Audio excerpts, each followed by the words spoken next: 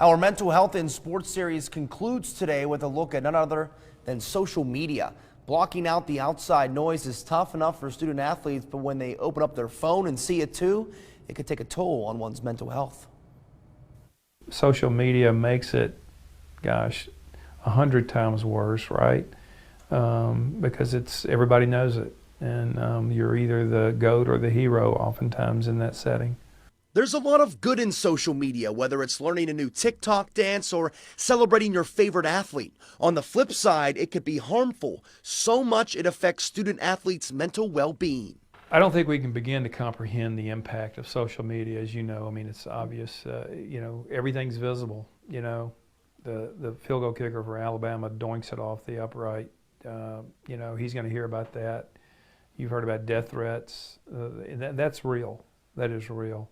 For many student athletes, they have no choice in what goes on Facebook or Twitter, let alone who's saying what about them. It's an added burden many didn't have to deal with 10, 15, 20 plus years ago. And it's the various approaches to those nasty social media posts that allow these athletes to get through it. If you can block that out, that can really impact on your mental health positively. And I can see that we had like a few players, here and there that really, they'll come in and they're thinking about what people think about them at home. Like they'll come in and don't play as a freshman. Like, oh, people back at home think this about me. Or, oh, people, no, you got to go through the process.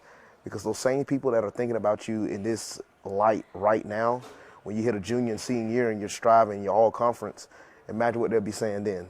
And I tell my mom this all the time. I don't like hearing like you're so amazing. You're like tell me the bad stuff. Because I mean, they're like outside sources. They're gonna give it to me. I want to hear it from my closest, my family and whatnot.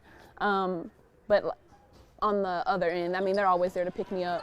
And so I think just having a blend of the bad and the good, and then just having my teammates, like I said, just keeps me going. When you play a game or you do something, it is kind of all out there. It's like free access, to all. And I think, like the other day, I released a lowlights video from my senior season, and it's like the opposite of a highlight reel. And that's kind of like a way that I've experienced like freedom and knowing that it's okay to make mistakes and whatnot. But I think social media is just knowing that it's kind of all out there. It's a kind of, you don't have a choice, it's vulnerability. But even with the bad comes the good that allows student athletes to use social media as a driving force to encourage others to speak up if they're not okay. I think that the use of social media can be an amazing thing. I think that using hashtags and topics that are trending, if we can get mental health trending on Twitter, like what an amazing thing for athletes, like knowing they're not alone, like it's not just them, and bringing more attention to that. Maybe administrators and superiors and high people will be like, oh wow, like this is an issue, and then how can we address it moving forward?